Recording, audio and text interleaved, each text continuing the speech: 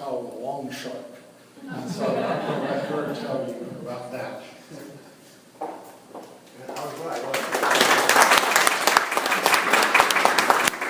I didn't call him a loan shark, I indicated. I merely asked a question, what are you, some kind of loan shark? Very good call. What happened is, I came to this country to go to graduate school. I'm originally born in Taiwan and raised in Africa, a country called West Africa. So I came here for my MBA in finance, and I went to work for big corporations, something you normally do when you come out of grad school.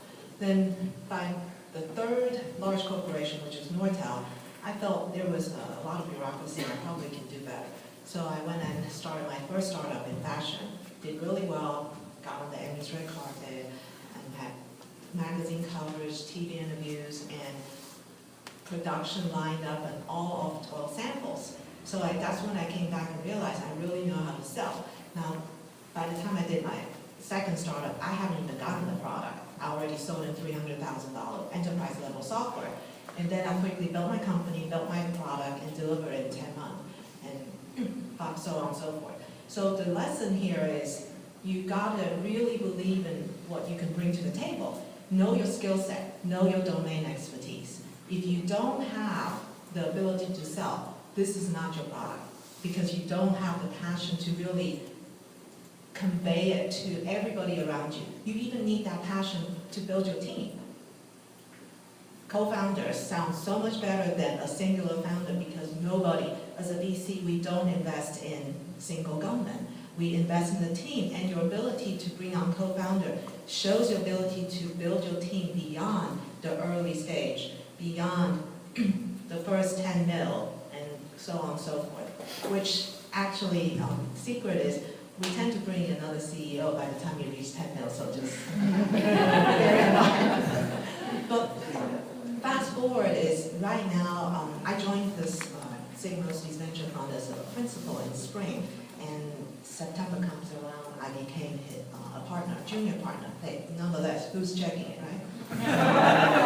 So lesson learned here is, I'm sitting on the other end of the table. Before I was entrepreneur, really worried about how much can I get and negotiating all of that. Then you realize 100% of zero is zero.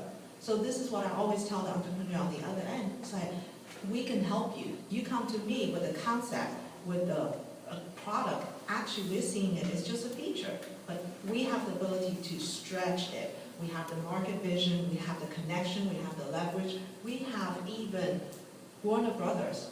We can call him and say, hey, at the head of the digital division, what's going on here? Have you seen this? Do you see a market potential for this? Do you see an exit opportunity? These are what VC brings to the table, not just money.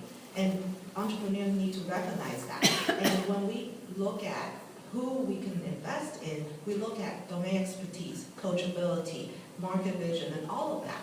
And until you can convince us such, doesn't matter how good your product is, because we never fall in love with you. We never fall in love with the product. We fall in love with money you can make us. So let's just get all that on the table. So knowing what criteria we evaluate you will help you evaluate yourself.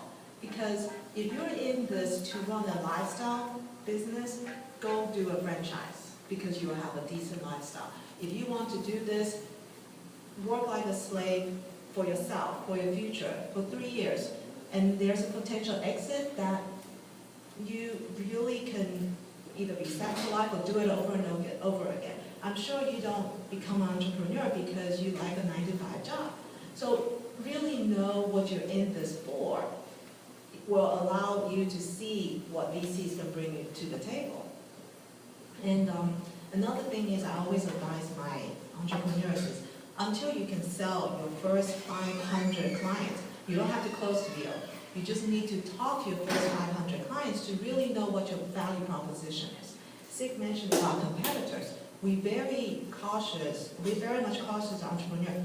When you say, I have no competitors, well, somebody's doing it today. Apparently, they're not paying for it, so you're competing with the even bigger uphill battle. So until you know, do you have a product or can bring to your clients, you don't know you have a product. You definitely don't know you have a market. And it tickles me to see the matrix of a competitive landscape, say, these are the features none of our competitors have, and I have a check mark on everything. Maybe they don't want that. Maybe your clients don't want that. That's why competitors don't offer these features. So these are the reality check we definitely bring to the table in terms of DC expertise. That's about what I have so far, because my experience from entrepreneur background really brings almost like a checkpoint for Sig's legacy. He sees the market from a top down, and in some ways I'm also challenging you back. Today you're sitting here trying to start a company. Tomorrow, maybe 10 years down the road, you're so successful and you're starting to lose that fire in your belly. That's when you need to stay really focused and bring back to the community by being a mentor at accelerator programs like this. So coming full circle, this is why we all just need to continue to give back to the community, be involved, stay involved, and knowing what's the next thing so we never grow old. Thank you.